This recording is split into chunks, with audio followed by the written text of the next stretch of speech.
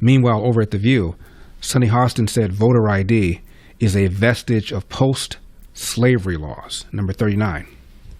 People don't have cars, don't have driver's licenses. So it's sort of a vestige of, I think, post-slavery laws where black people had to prove their right to vote, and oftentimes they couldn't vote because so they black couldn't pass people can't vote because they don't have the ability to produce ID.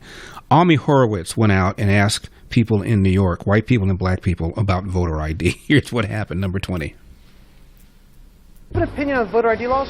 Yeah, they're usually pretty racist and they're bad. I think voter ID laws are a way to perpetuate racism. Would you go as far as to say those laws are racist? For sure.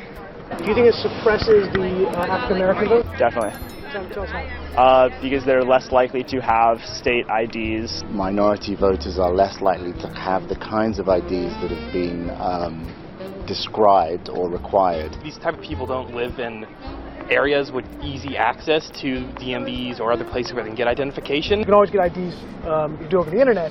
Does that also make it difficult for black people in particular? Yeah, you have to have access to the internet. You have to be able to pay an internet service provider for certain fees. Do you think that's harder for black people to go online? Well, I feel like they don't have the knowledge of how it works. A lot of people have smartphones, but you might not have data. For most of the communities, they don't really know what is out there just because they're not aware or they're not informed. I also think there's a repression of black voting with how if you're a convicted felon, you're not allowed to vote and everything. And when you look at swing states like Florida, that's a huge population of the African Americans. Now I'm here in East Harlem to ask black people their thoughts on what you just heard. Do you have ID normally? Do you carry ID around? Yes, I have state ID. Do you carry ID? Yes, I do. Do you know any black person who doesn't carry ID? No. Everyone that I know has an ID. Why would they think we don't have ID?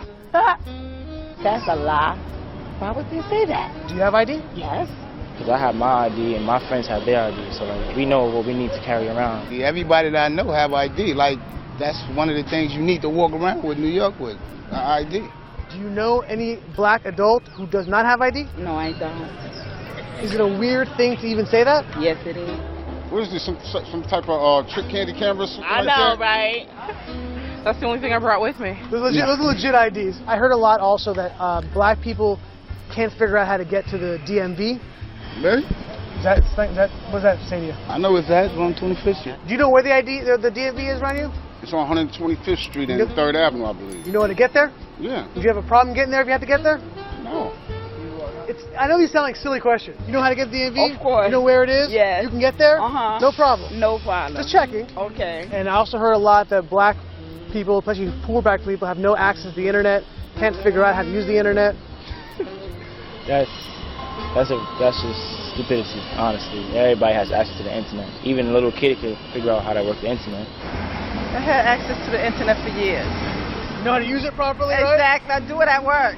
So, of course, I know how to use it. My kids know how to use it. They all have iPads, iPods, whatever. Your phone has data? Mm-hmm. You can actually unlimited. Unlimited data. Mm-hmm. I use my phone as a hotspot. What does that say to you for the people who have this perception of black people? They're pretty much ignorant. That's what my thought process on. A vestige of Jim Crow.